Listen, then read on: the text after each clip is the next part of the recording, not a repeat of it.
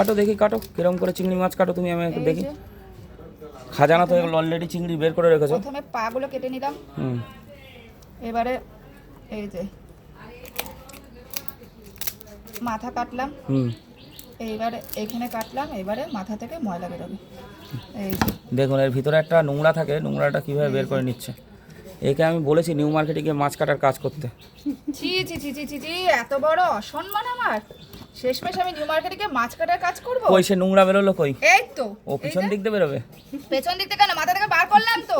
না না, শিরা শিরা শিরাটা তো এই যে বার করবে পিছন দিক দিয়ে। হ্যাঁ বাহ, বার করে দেখে ওইগুলো শ্বাস বার করেছে যে পায়ের থেকে। এই যে দেখুন নোংরাটা বার করছে কিভাবে, দেখুন। বাহ, আমি ওই জন্য বলছি নিউ মার্কেটে গিয়ে এক জায়গায় বটি নিয়ে বসলেই কিছু ইনকামও হবে। বলেন নেই আর আমার। তো এই যে হয়ে গেল। আর এই যে পায়ের থেকে এই যে শ্বাস বেরিয়েছে, পায়ের থেকে একদম শ্বাস ভয়ঙ্কর।